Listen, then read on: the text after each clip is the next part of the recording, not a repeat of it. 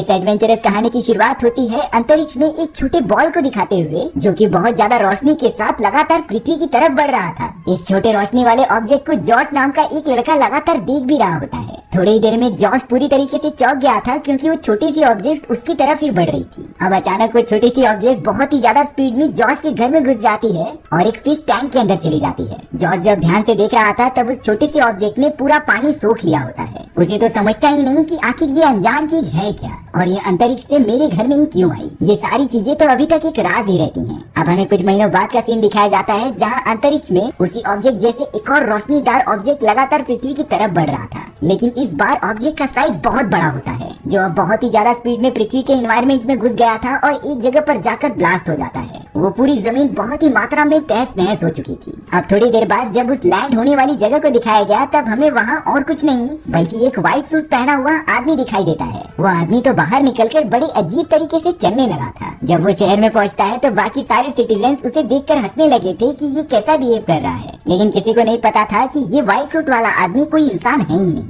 अब यहाँ रास्ते पर चलते समय एक कार ने उस आदमी को ठोकर मार दी थी, जिसकी वजह से उसे काफी ज्यादा चोट लगती है और वो बहुत दूर जाकर गिर गया था। सभी लोग उस व्हाइट सूट वाले आदमी की मदद करने जैसे ही जाते हैं, तभी वो उठ खड़ा हुआ था, जैसे कि इस खतरनाक एक्सीडेंट में उसे कुछ हुआ ही ना हो। वो आदमी देखता है कि सिर्फ उसका पैर मुड़ चुका है। अब यहाँ कार वाली एक लेडी जिसने की उस व्हाइट सूट वाले आदमी का एक्सीडेंट किया होता है, वो उतर कर उसकी मदद करने चली गई। लेकिन तब तक अचानक वो आदमी वहाँ से गायब हो चुका था। किसी को नहीं पता होता कि आखिर ये आदमी इतनी जल्दी गया कहाँ। अब वो व्हाइट सूट वाला आदमी हमें एक स्ट्रीट के पास दिखाया जाता है, जो एक कोने में जाकर खड़ा हो गया था। उसे तो चलने में बहुत ही ज्यादा प्रॉब्लम हो रही होती है। तभी अचानक उसके अंदर से कुछ आवाजें आने लगी। अब हमें दिखाया गया कि उस आदमी का कान अपने आप ही ओपन हो रहा है, जो किसी तरीके के कंटेनर की तरह काम कर रहा था। लेकिन चौंकाने वाली बात तब हो गई जब उस आदमी के कान में से दो छोटे छोटे लोग निकलते हैं। दरअसल ये सारे छोटे लोग दूसरे प्लेनेट से आए थे, जो पृथ्वी पर आकर अपना रिसर्च करना चाहते हैं। और ये बड़ा सूट वाला आदमी और कुछ नहीं बल्कि उन सारे छोटे एलियंस के लिए एक स्पेसशिप है। तभी उन दोनों में से एक छोटा एलियन पैरों के पास जाकर वहाँ की चीजों की मरम्मत करने लगा, क्योंकि उनकी स्पेसशिप को बहुत ज्यादा डैमेज हुआ होता है। वहीं वो दूसरा आदमी अपने हेडक्वार्टर के अंदर चला गया था, जहाँ पर बाकी सारे छोटे एलियंस मौजूद होते हैं। इस जगह पर तो कई सारे छोटे एलियंस की टीम्स मौजूद थी, जो इस स्पेसशिप को कंट्रोल करके अपना रिसर्च कर रही होती है। अब हमें पूरे स्पेसशिप का कैप्टन दिखाया जाता है, जिसका नाम नंबर 1 था।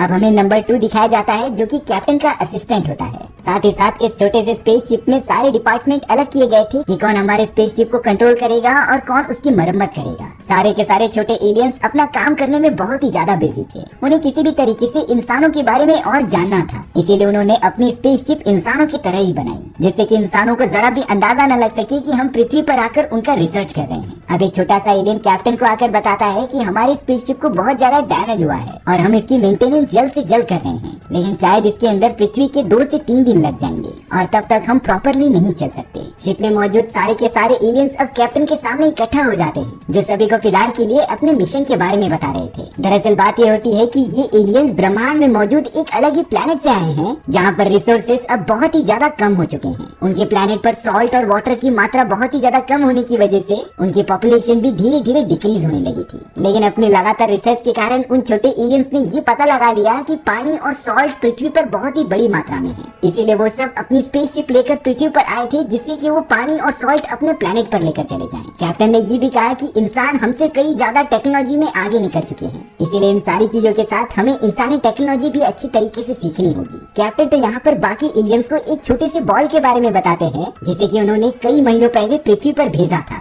उस बॉल की खासियत ये थी कि चाहे कितना भी पानी रहे, वो उसे पूरा का पूरा एब्जॉर्ब करके अपने अंदर स्टोर कर सकता था। लेकिन वो बॉल अब पृथ्वी पर कहीं लॉस्ट हो चुकी है, जिससे कि उन्हें किसी भी तरीके से ढूंढना होगा। लेकिन सबसे ज्यादा चौंकाने वाली बात ये होती है कि कहानी की शुरुआत में हमें जो लड़का जॉर्ज दिखाया गया था, उसे जो बॉल मिली होती है, ये वही एलियंस की बॉल थी। लेकिन वो बॉल किसी समुद्र में न गिरने की बजाय फिश टैंक में गिर जाती है और वहीं का पूरा पानी एब्जॉर्ब कर लेती है, जिसके बाद वो एलियन बॉल जॉर्ज के पास ही थी। इसीलिए उन एलियंस का मेन मिशन ये भी था कि उन्हें किसी भी तरीके से पृथ्वी पर मौजूद उस बॉल को ढूंढना होगा, और अगर ऐसा नहीं हुआ तब वो सब अपने प्लान में कामयाब नहीं हो पाएंगे। अब हमें जॉर्ज दिखाया जाता है, जिसके पास अभी भी वो बॉल मौजूद थी। लेकिन जैसे वो स्कूल जाने के लिए अपनी खिड़की से बाहर देखता है, तभी उसे वही व्हाइट कलर के आदमी की स्पेसशिप दिखाई दी थी। ये सारी चीजें जॉर्ज को काफी ज्यादा अजीब लगती है, इसीलिए उसने अपनी मॉम को बुला लिया ये देखने के लिए। जॉर्ज की मॉम लिंडा जैसे ही आकर उस व्हाइट वाले इंसान को देखती है, तब हमें पता चला कि जॉर्ज की मदर लिंडा और कोई नहीं बल्कि वही लेडी थी जिसने कि उन एलियंस की स्पेसशिप को ठोकर मारी होती है। लिंडा तुरंत ही जॉर्ज को लेकर उन एलियन की स्पेसशिप के पास चली गई। लिंडा तो एलियन की स्पेसशिप को इंसान समझकर लगातार माफी मांग रही थी एक्सीडेंट के लिए, लेकिन साथ ही साथ वो एकदम से शॉक हो गई क्योंकि उस आदमी की बॉडी पर जरा भी जख्म और घाव दिखाई नहीं देते, क्योंकि कार से इतनी तेजी से हिट होने के बाद कोई भी हॉस्पिटल में जाने से रह ही नहीं सकता।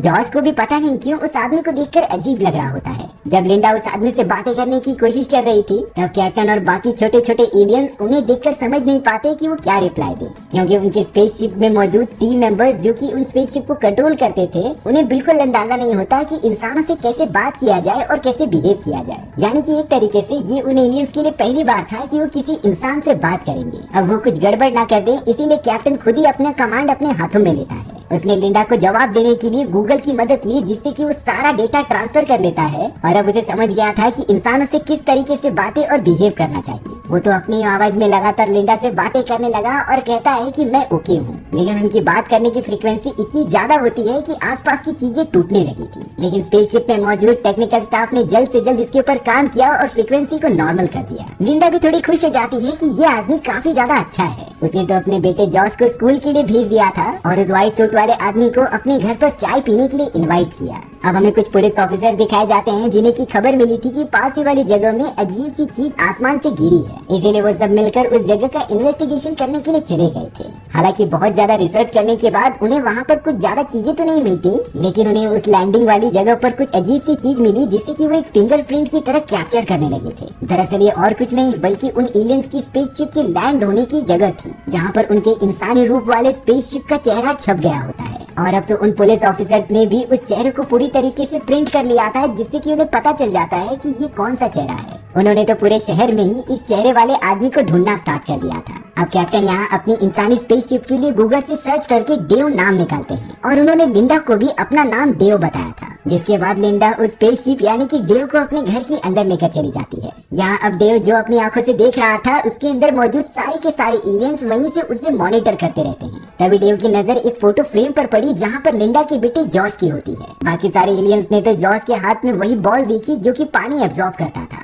यानी कि कैप्टन को अंदाजा हो चुका होता है कि वो बॉल हो न हो जॉर्ज के पास है। उनके कहने पर कई सारे टेक्निकल स्टाफ वाले एलियंस जॉर्ज की लोकेशन का पता लगाने लगे थे और अब लोकेशन ट्रैक करने के बाद डेव वहाँ से चला जाता है, क्योंकि उन्हें जल्द से जल्द उस मैजिकल बॉल को ढूंढना था। अपनी पूरी स्पेसशिप को इंसानों की तरह चलाने का काम नंबर 2 का होता है, लेकिन नंबर 2 को इंसानों से बहुत ही ज्यादा नफरत थी। दरअसल नंबर 2 को ये नहीं अच्छा लगता था क्योंकि इंसान कोई भी रूल रेगुलेशन फॉलो ही नहीं करते थे। जो भी नियम बनाए गए होते हैं वो उनके अगेंस्ट जाकर ही सारे काम करते। नंबर 2 चाहता था कि वो सारे इंसानों को खत्म कर दे और एक नई सिविलाइजेशन बनाए, पर इन सारी चीजों के बारे में किसी को पता नहीं होता सिवाय कैप्टन की। कैप्टन समझ चुका था कि जरूर नंबर 2 कुछ न कुछ चाल चल रहा है, इसीलिए उसने अपने एक आदमी को नंबर 2 के ऊपर नजर रखने के लिए कहा। अब यहाँ डेव जब बाकी सभी लोगों के बीच में जाता है तब कई सारे बच्चे उसे देखकर हंसने लगे थे। दरअसल डेव ने बहुत ही अजीब तरीके के व्हाइट कलर के ड्रेस पहने होते हैं, इसीलिए सारे बच्चे उसे आइसक्रीम नाम से बुला रहे थे। कैप्टन को ये बात थोड़ी अजीब लगती है, इसीलिए वो एक स्टोर के अंदर चले गए अपने लिए नए कपड़े लेने के लिए, पर यहाँ उन्हें पता चला कि कपड़े लेने के लिए उन्हें पैसे देने पड़ेंगे। फिलहाल के लिए उनके पास कोई पैसे नहीं थे, इसीलिए वो अपनी स्पेसशिप से पास में रखे गए पैसे को स्कैन करते हैं और चेंजिंग रूम में जाकर उसके ही जैसे कई सारे प्रिंट्स बनाते हैं। लेकिन उन सारे पैसों के प्रिंट होने की जगह बहुत ही अजीब तरीके की थी। लगातार इतने सारे पैसे निकालने के बाद डेव अपने लिए कुछ कपड़े खरीदता है और वहाँ से निकल पड़ता है जॉस के स्कूल के अंदर। डेव तो जॉस के क्लास में पहुंचकर वहाँ की टीचर से बात करता है और जॉस को बाहर लेकर आ जाता है। डेव ने तुरंत ही जॉस से पूछा कि तुम्हारे पास हमारा एक मैजिकल बॉल आ गया था, आखिर वो कहाँ मौजूद है। जॉस ने तो सिंपली बता दिया था कि मुझसे वो बॉल कुछ बदमाश बच्चों ने छीन लिया होता है और अब वो उन्हीं बदमाश बच्चों के पास है। डेव ने जॉस से कहा कि आखिर वो बदमाश बच्चे कौन हैं, इसीलिए जॉस डेव को लेकर उनके पास जाने लगा। लेकिन जॉस को तो फिलहाल के लिए वो सारे लड़के स्कूल में मिलते ही नहीं, इसीलिए अब जॉस डेव के साथ अपने घर पर चला आता है। दोनों मिलकर बहुत ही मजे से वीडियो गेम्स खेल रहे थे। जॉस को कहीं न कहीं डेव के साथ टाइम स्पेंड करना काफी अच्छा लगता है, क्योंकि वो बाकी लोगों की तरह कंप्लेन नहीं करता था।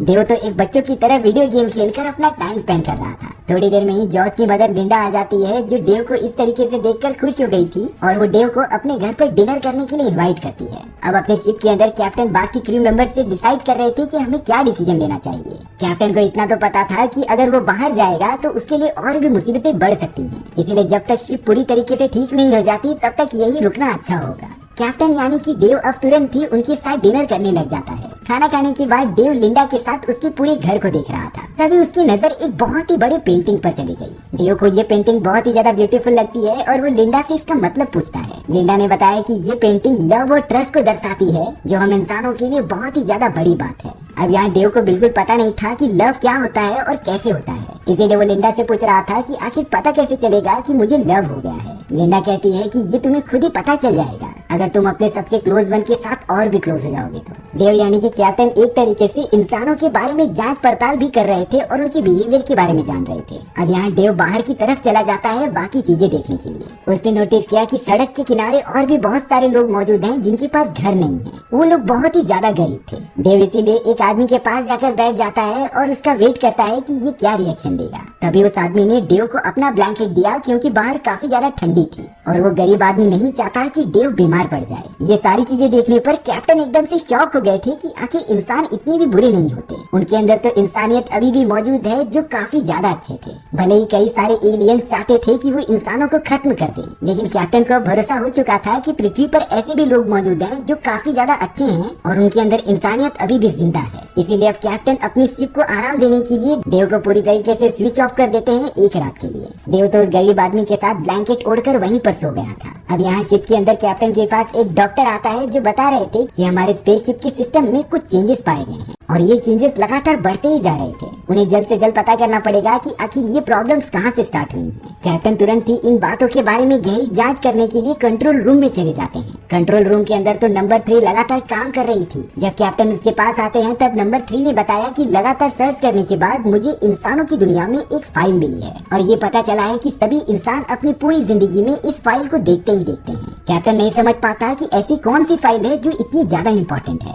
दरअसल ये एक अमेरिकन इमोशनल मूवी थी, इसीलिए अब कैप्टन और नंबर 3 लगातार बैठकर उस पूरी मूवी को देखने लग जाते हैं। मूवी के अंत होने पर वो दोनों बहुत ही ज्यादा रो रहे थे क्योंकि ये मूवी इतनी ज्यादा इमोशनल और प्यार से भरी हुई थी कि वो दोनों अपने आप को कंट्रोल ही नहीं कर पाते और अब किसी भी तरीके से वो दोनों अपने आप को संभालते हैं और चले जाते हैं सोने के लिए क्योंकि उन्हें आगे चलकर और भी ज्यादा मुश्किल काम करने हैं अपने प्लेनेट को बचाने के लिए। कैप्टन और नंबर 3 तो कंट्रोल रूम से चले गए थे। अब यहाँ अगले दिन सुबह होते ही डेव होश में आ जाता है। कैप्टन भी अपने सारे क्रू मेंबर्स के साथ रेडी हो गए थे अपना मिशन करने के लिए। वो तो कमांड देते हैं कि हमें अपने मैजिकल बॉल को जल्द से जल्द ढूंढना होगा, लेकिन उठते ही कैप्टन को पता चलता है कि उनकी स्पेसशिप की बैटरी 20% ही बची रह गई है। लेकिन फिर भी वो लिंडा और जॉश की फैमिली के पास चले जाते हैं। लिंडा तो अपने बेटे जॉश और डेव को लेकर एक अम्यूजमेंट पार्क में आ चुकी थी जहाँ पर वो अलग अलग टाइप की झूले पर सवारी करते हैं। डेव तो एक स्पेसशिप होती है लेकिन उसके अंदर मौजूद सारे के सारे छोटे एलियंस एकदम परेशान हो गए थे क्योंकि इतनी खतरनाक राइड्स उन लोगों ने पहले कभी नहीं की होती। लिंडा ने तो डेव को एक कंपटीशन में भी पार्टिसिपेट कराया जहाँ पर सबसे ज्यादा हॉट डॉग खा सकते थे। डेव ने तो बड़े आराम से कई सारे हॉट डॉग एक साथ खा लिए होते हैं, इसीलिए वो मैच जीत गया था। जीतने पर डेव को एक बहुत ही अच्छा टेडी बेयर मिलता है जिसे कि उसने बड़े प्यार से लिंडा को दे दिया था। लिंडा भी इस बात से बहुत ही ज्यादा खुश हो जाती है। अब थोड़ी देर में हमें पता चला कि जॉर्ज को वही सारे बदमाश बच्चे आकर परेशान कर रहे हैं, लेकिन वो जॉर्ज को चोट पहुंचाते इससे पहले वहाँ डेव आ जाता है और उन सारे बच्चों को मारने लगता है। डेव ने तो सबसे मोटे वाले लड़के को उल्टा लटका दिया और उसका सारा सामान नीचे गिरने लगा। तभी अचानक उसकी जेब में से वही छोटी सी बॉल निकलती है जिसे कि डेव और बाकी सारे एलियंस ढूंढने आए थे। कैप्टन जो कि डेव के अंदर मौजूद थे वो उसे कंट्रोल करते हुए मैजिकल बॉल को उठा लेते हैं और अब आखिरकार कैप्टन और बाकी एलियंस को वो बॉल मिल चुकी थी। लेकिन अब कहीं न कहीं कैप्टन की बिहेवियर एकदम चेंज हो जाता है लिंडा के प्रति। वो तो लिंडा और जॉर्ज को एकदम इंसानों की तरह ट्रीट कर रहा था और उनके साथ टाइम स्पेंड कर रहा था। डेव तो अब एक रेस्टोरेंट में आ जाता है जहाँ पर वो लिंडा और जॉर्ज को अच्छा खाना खिलाएगा और लिंडा का बर्थडे भी सेलिब्रेट करेगा। लेकिन यहाँ नंबर 2 कैप्टन पर बहुत ज्यादा गुस्सा हो रहा था कि अगर हमारे पास वो बॉल आ चुकी है तो हमें यहाँ टाइम वेस्ट ना करते हुए सारे रिसोर्सेज वापस अपने प्लेनेट पर लेकर जाने चाहिए। लेकिन कैप्टन बता रहे थे कि जॉश और उसकी मदर ने हमारी बहुत मदद की है, इसीलिए हमें ये सारी चीजों का पे बैक तो करना ही होगा। कैप्टन चाहता था कि वो जॉश और लिंडा को एकदम से खुश कर दे जाने से पहले। कैप्टन भी एक तरीके से दोनों को खुश देखना चाहता था। लेकिन सबसे ज्यादा चौंकाने वाली बात तब हो गई जब कैप्टन के साथ साथ बाकी सारे छोटे एलियंस के भी बिहेवियर चेंज होने लगे थे। उन सभी के अंदर भी इंसानों जैसी भावनाएं आने लगी थी। उन छोटे एलियंस में से कोई डांस करता तो कोई किसी के ऊपर बहुत ही अच्छी तरीके से ख्याल रखता। नंबर 3 जो कि एक लेडी थी वो काफी अच्छे कपड़े पहनकर कैप्टन के सामने आ जाती है और उससे कहती है कि मुझे आपके साथ डांस करना है। दरअसल नंबर 3 इतने कम समय में कैप्टन से प्यार करने लगी थी, पर ये बातें कैप्टन को नहीं पता होती। कैप्टन अपनी शिप को कंट्रोल करने में बिजी था और लिंडा के साथ टाइम स्पेंड कर रहा था, इसीलिए वो नंबर 3 को मना कर देता है। नंबर 3 बहुत ही ज्यादा रूठ कर वहाँ से चली गई थी, जिसके बाद डेव और कैप्टन बिजी हो जाते हैं लिंडा के साथ अपना टाइम स्पेंड करने के लिए। पर अब नंबर 2 जो कि इंसानों से बहुत ही ज्यादा नफरत करता था, उसने अपनी एक अलग ही टीम बना ली होती है। वो चाहता था कि वो कैप्टन की जगह ले ले और इस पूरी स्पेसशिप को अकेले ही संभाले। इसीलिए नंबर 2 ने अपने सारे आदमियों के साथ मिलकर कैप्टन के ऊपर हमला कर दिया और उन्हें पकड़कर खुद ही शिप को कंट्रोल करने लगा। वहाँ लिंडा डेव को एक डांस पार्टी में लेकर आई हुई होती है, जो मिलकर काफी सारे मजे कर रहे थे। लेकिन तभी अचानक उस डांस क्लब के अंदर बहुत सारे पुलिस वाले आ गए, जिन्हें की अब डेव मिल जाता है, क्योंकि वो सब काफी दिनों से डेव के शक्ल वाले इंसान को ढूंढ रहे थे। अब यहाँ डेव को पुलिस वाले अपने पुलिस स्टेशन लेकर आ गए होते हैं और उससे पूछताछ कर रहे थे। लेकिन उसी समय नंबर 2 ने कैप्टन को बंदी बना लिया होता है, जो बोल रहा था कि तुम मुझे इस तरीके से रोक नहीं सकते। इंसान बहुत ही ज्यादा अच्छे हैं और हमें उनकी रिस्पेक्ट करनी चाहिए, भले ही हम उनके प्लेनेट पर आए हैं रिसोर्सेज लेने के लिए। ये सभी बातें डेव भी दोहराते जा रहा था, जिससे कि वो सारे पुलिस वाले सुन लेते हैं और अब उन्हें डेव के ऊपर बहुत ज्यादा शक होने लगा कि ये कहीं बाहर से आया हुआ एलियन तो नहीं। इसीलिए वो दोनों पुलिस स्टेशन से निकलकर वैज्ञानिकों से कांटेक्ट करने चले गए। लेकिन अब यहाँ डेव को पूरी तरीके से नंबर 2 कंट्रोल कर रहा था, जो काफी गुस्से वाला होता है। उसने तो अपनी स्पेसशिप की पूरी एडवांस टेक्नोलॉजी यूज कर ली वहाँ से बाहर निकलने के लिए। डेव तुरंत ही नंबर 2 के कमांड देने पर अपने हाथ से एक गन निकालता है और पुलिस स्टेशन की दीवारों को तोड़ने लगता है। अब वो पूरी तरीके से आजाद होकर बाहर आ चुका था। हालांकि सभी पुलिस वाले अपनी प्रोटेक्शन के लिए लगातार डेव पर हमला करते ही जाते हैं, लेकिन डेव के चारों तरफ एक ऐसी शील्ड बन चुकी थी जिससे कि कोई भी बुलेट्स उसका कुछ नहीं बिगाड़ सकती। डेव ने एक एक करके सारे के सारे पुलिस ऑफिसर्स को मारना स्टार्ट कर दिया था और ये सारी चीजें वो नंबर 2 के कहने पर कर रहा होता है। डेव ने तो अब जॉस और उसकी मदर को भी देख लिया होता है, जो एक कोने में छुपे हुए थे। नंबर 2 फिलहाल के लिए उन दोनों को जिंदा छोड़ देता है, क्योंकि उसे एक और इम्पोर्टेंट काम करना था। लेकिन अब अपने नए कैप्टन से गुस्सा होकर एक एम्प्लॉई उस डेव की बॉडी के अंदर से निकल जाता है। वो काम के रास्ते से तुरंत ही बाहर कूद गया था, क्योंकि उसे अपने पुराने कैप्टन के साथ ही काम करना होता है। स्पेसशिप के अंदर मौजूद नंबर 3 समझ चुकी थी कि अगर जब तक हमारे पुराने कैप्टन नहीं वापस आ जाते, तब तक ये सारी चीजें ठीक नहीं होंगी। इसीलिए वो चोरी चुपके चली जाती है कैप्टन को आजाद कराने के लिए। पर आजाद करते हुए आते ही नंबर 2 के कई सारे लोगों ने उन दोनों को पकड़ लिया था और अब नंबर 2 ने उन दोनों को सजा देने के लिए अपने स्पेसशिप से ही बाहर निकाल दिया। उन दोनों को डेव के नाक के रास्ते से ही फेंक दिया जाता है। लेकिन अब उन दोनों के लिए सबसे बड़ा चैलेंज था इंसानी दुनिया में सरवाइव करना, क्योंकि दोनों का साइज काफी ज्यादा छोटा होता है और बाकी आसपास की जगह की चीजें बड़ी बड़ी होती हैं। कैप्टन और नंबर 3 किसी भी तरीके से जानवरों और इंसानों के पैर से बचते हुए आगे बढ़ते जा रहे थे और उन्हें पता था कि सुरक्षित रहने के लिए उन्हें डेव के अंदर वापस जाना पड़ेगा। इसीलिए अब कैप्टन बचते हुए नंबर 3 से कहते हैं कि हमें एक पॉलिथीन बैग का यूज करके उसे हॉट एयर बलून की तरह यूज करना पड़ेगा। इसीलिए वो पॉलिथीन बैग का एक साइड पकड़ लेते हैं और नंबर 3 दूसरी साइड पर चली जाती है। दोनों थोड़ी हवा के माध्यम से ऊपर की तरफ उड़ने लगे थे और अगले मोमेंट में उनकी पॉलिथीन बैग एक बस के वाइपर में फंस जाती है। बस ड्राइवर ने जैसे ही वाइपर को चालू किया, तभी उन्हें एक झटका मिलता है, जिससे कि वो दोनों तुरंत ही उड़ते हुए डायरेक्टली डेव के पैरों पर आ जाते हैं। यहाँ कैप्टन नंबर 3 से माफी मांग रहे थे कि तुम मेरे साथ शुरुआत से थी और मैं ही तुम्हारी इज्जत नहीं कर रहा था। अगर तुम मेरी मदद ना करती तो मैं अब तक मर चुका होता। नंबर 3 ने भी कैप्टन को माफ कर दिया होता है और अब वो दोनों किसी भी तरीके से डेव के बॉडी में चले गए थे।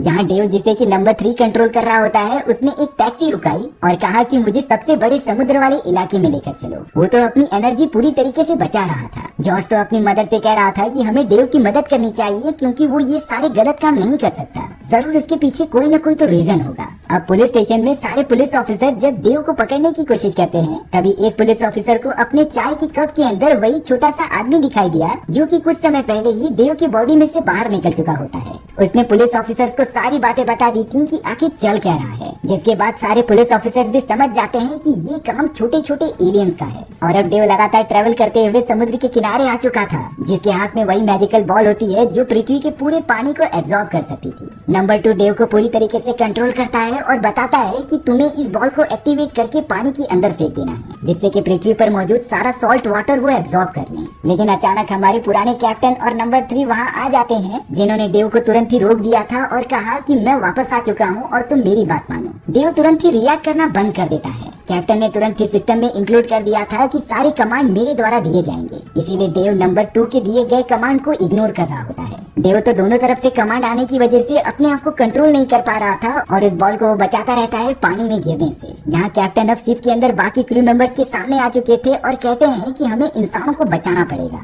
तभी अचानक डेव के हाथ से वो बॉल नीचे गिर गई थी जो डायरेक्टली चली जाती है समुद्र के अंदर और अब वो मैजिकल बॉल धीरे धीरे पूरे पानी को एब्जॉर्ब करने लगी थी। नंबर 2 के आदमी कैप्टन पर हमला करते जा रहे थे, लेकिन कैप्टन बाकी सारे क्रू मेंबर्स को समझाता है कि हमारे पास 2 ऑप्शन हैं, या तो पृथ्वी को पूरी तरीके से खत्म कर दिया जाए या फिर हम हमारे प्लेनेट को छोड़कर हमेशा के लिए पृथ्वी पर बच सकते हैं, जिससे कि हम इंसानों के साथ काफी अच्छी तरीके से रहेंगे। बाकी सारे क्रू मेंबर्स इस बात से राजी हो जाते हैं क्योंकि इंसानों के साथ ही रहकर उन्होंने लव और बिहेवियर के बारे में समझा। उन्हें पता है कि सारे इंसान गलत नहीं होते, इसीलिए सारा क्रू अब पुराने वाले कैप्टन की तरफ से हो जाता है। कैप्टन को ये बात पता थी कि भले ही वो डेव की पूरी एनर्जी यूज करके उस बॉल को पानी में से निकाल सकते हैं, लेकिन इसके बाद उनकी स्पेसशिप शट डाउन हो जाएगी। इसकी परवाह ना करते हुए कैप्टन लगातार डेव को कमांड देते हैं कि तुम बॉल को वापस निकाल लो, जिससे कि डेव अपनी पूरी एनर्जी इन सारी चीजों में लगा देता है। उसने तुरंत ही बॉल के ऊपर अपनी एनर्जी लगाकर उसे बाहर निकाल दिया और अगले मोमेंट में उनकी स्पेसशिप की पूरी एनर्जी एकदम खत्म हो जाती है। डेव एक जगह पर बैठ चुका था। वहाँ पर तो पुलिस ऑफिसर्स की आर्मी आ जाती है जिन्होंने डेव को घेर लिया होता है क्योंकि वो एक बहुत ही बड़ा क्रिमिनल साबित हो चुका है। उन सभी के साथ जॉर्ज भी मौजूद था जो तुरंत ही एक पुलिस ऑफिसर के हाथ में मौजूद इलेक्ट्रिसिटी वाले डिवाइस की मदद से तुरंत ही डेव की बॉडी से टच कर देता है, जिससे कि इलेक्ट्रिसिटी के झटके लगने के कारण उसकी पूरी बॉडी चार्ज हो चुकी थी और अब डेव अपने पैरों पर खड़ा होकर अपना मुंह आगे निकालता है, जिसके अंदर से एक छोटा सा गेट ओपन हो गया था। उसमें से कैप्टन और नंबर 3 बाहर निकलते हैं, जिसे देखकर सभी लोग चौंक जाते हैं। कैप्टन ने तो पुलिस वाले और बाकी लोगों को सारी बातें बताई कि वो यहाँ पर क्यों आए थे, लेकिन वो बिल्कुल नहीं चाहते कि पृथ्वी के लोगों को नुकसान पहुँचे। इसीलिए उन्होंने डिसाइड किया कि वो किसी और प्लेनेट से रिसोर्सेस ले लेंगे, लेकिन पृथ्वी पर वापस बिल्कुल नहीं आएंगे। कैप्टन जॉस, लिंडा और बाकी लोगों को गुड बाय कहकर वहाँ से जाने की तैयारी करने लग जाते हैं। डेव जो कि एक स्पेसशिप थी, उसके पैरों के नीचे से एक मिसाइल निकलने लगी, जिससे कि वो अगले मोमेंट में आसमान की तरफ उड़ने लगता है। पर कुछ ही देर के अंदर वहाँ FBI की पूरी टीम आ गई थी, जिन्होंने डेव को एक टेररिस्ट समझकर उसे जाल में फंसा लिया और नीचे फेंक दिया।